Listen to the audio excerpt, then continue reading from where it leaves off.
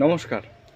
আজকে ২৬শে জুলাই এবং আজকে আমাদের পশ্চিমবঙ্গের হাজার হাজার ডাব্লিউবিপি অ্যাসপিরেন্টস তারা কিন্তু আজকে কলকাতার রাজপথে নেমেছে। কেন নেমেছে? আশা করছি তোমরা প্রত্যেকে জানো। প্রশ্ন ফাঁসের বিরুদ্ধে, যাতে মেধার ভিত্তিতে স্বচ্ছ নিয়োগ হয়, ঠিক আছে, সমস্ত কিছুর বিরুদ্ধে কিন্তু আজকে তারা আন্দোলনে নেমেছে। তো আমি আজকে তোমাদের বিরোধী করছি, কারণ আমিও তোমাদের মতো একজন কিন্তু অ্যাসপিরেন্ট ছিলাম ডাব্লিউপির। তো সেই সময় আমি আমাদের প্রিয় চিরঞ্জিত স্যার, যাকে তোমরা আজকে আন্দোলনে দেখতে পাচ্ছ, এর পাশাপাশি ইন্দ্রজিৎ দা, টপার্স গ্রুপের যারা শিক্ষক রয়েছেন, এছাড়াও আরও অনেকেই কিন্তু তোমাদের সাথে এই আন্দোলনে যোগ দিয়েছে। সত্যি আজকে দেখে খুব ভালো লাগছে। কেন?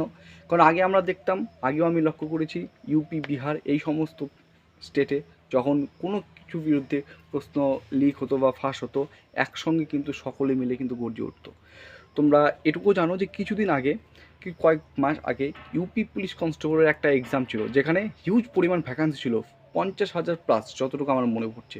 কোশ্চেন্স কিন্তু লিক হয়েছিল বলে কিন্তু সমগ্র উত্তরপ্রদেশের যে স্টুডেন্টরা রয়েছে, প্রার্থীরা রয়েছে, তারা কিন্তু জেগে উঠেছিল। সাথে সেই সমস্ত শিক্ষকদের বলবো, যারা তাদের অনলাইনে কিন্তু প্রত্যেক দিন কিন্তু স্টাডি মেটেরিয়াল দিত বা প্রত্যেক দিন তো ক্লাস দিত, তারা সবাই কিন্তু একসঙ্গে গর্জে উঠেছিল। যার ফলস্বরূপ আবার কিন্তু তোমাদের তাদের ইউপি পুলিশ কনস্টেবলের এক্সাম হচ্ছে সাধারণত আগস্ট মাসের শেষের দিকে, ঠিক আছে। তো অবশ্যই স্বচ্ছ নিয়োগ চাই, আমরা মেধার ভিত্তিতে নিয়োগ চাই, এবং প্রশ্ন ফাঁস যাতে না হয়, এইগুলি ব্যবস্থা কিন্তু অবশ্যই, যেভাবে আজকে আন্দোলন করছো আর যত হাজার হাজার প্রার্থী আজকে গেছে, সত্যি খুব গর্ব হচ্ছে বা খুব ভালো হচ্ছে। সত্যি আজকে আমরা কি চাই, বা আজকে তোমরা কি চাও, যাতে যে সমস্ত নিয়োগ হয়, শুধু আমাদের পশ্চিমবঙ্গ পুলিশ কনস্টেবল ক্ষেত্রে না, পিএসসি বলো, এসএসসি বলো, প্রাইমারি বলো, সমস্ত নিয়োগের ক্ষেত্রে প্রত্যেকটা নিয়োগ যাতে আমাদের স্বচ্ছ হয়, প্রত্যেকটা নিয়োগ যেন মেধার ভিত্তিতে হয়, তাহলে কিন্তু গ্রাম বাংলা গরিব এবং যারা মেধাবী প্রার্থী রয়েছে, তারা প্রত্যেকে কিন্তু চাকরির যোগ্য, এবং তার প্রত্যেকে, আমি তো 100%-এর মধ্যে 100% দিয়ে বলছি, তারা প্রত্যেকে চাকরি পাবে, ঠিক আছে।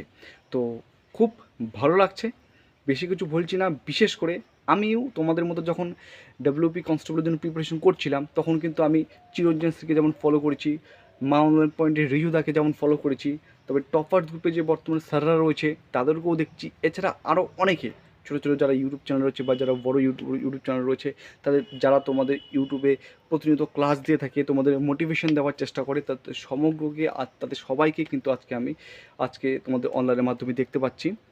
তো খুব ভালো লাগছে দেখে, ঠিক আছে।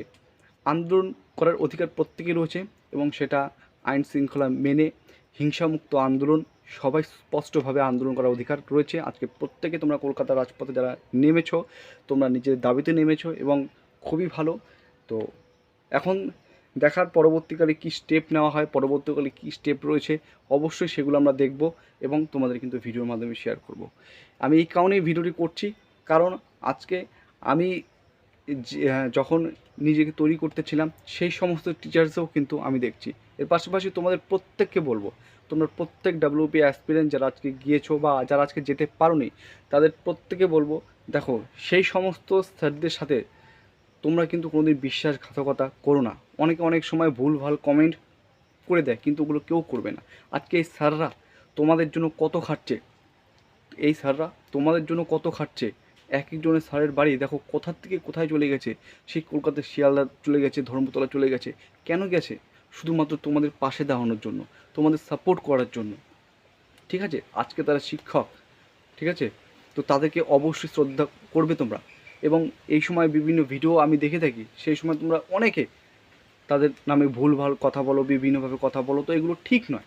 তুমি নিজের দিক থেকে ভাবো, ভাবার চেষ্টা করো। আজকে প্রত্যেকে সেখানে গিয়েছে, আজকে প্রত্যেক স্টুডেন্ট, প্রত্যেক ডাব্লিউপি অ্যাসপিরেন্টের পাশাপাশি কিন্তু সেই সমস্ত টিচারও গিয়েছে। কেন?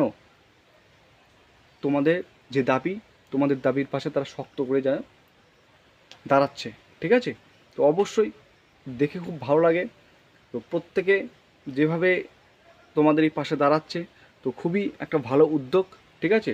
এবং এটুকুই বলবো যে আপকামিং তোমাদের যে এক্সামগুলো রয়েছে, সেই এক্সামগুলো যেন একদম পিওরলি স্বচ্ছ মেধার ভিত্তিতে করা হয়, কোনো রকম প্রশ্ন ফাঁস যেন না হয়। অবশ্যই সেই দিকে মনে করি পিআরবি নজর রাখবে, এবং গ্রাম বাংলার প্রতিটি কোনায় কোনায় যে ছেলে রয়েছে, তারা প্রত্যেকে যেন চাকরি পায়, ঠিক আছে? তো এটাই, কারণ একটা চাকরি পেলে, একটা প্রার্থী যদি চাকরি পায়, সে তার মা বাবা বা ভাই বোন থাকলে একটা ফ্যামিলির 4 থেকে 5 জনের, ঠিক আছে, যে একটা দুশ্চিন্তা থাকে যে আমরা কীভাবে সংসার চালাবো।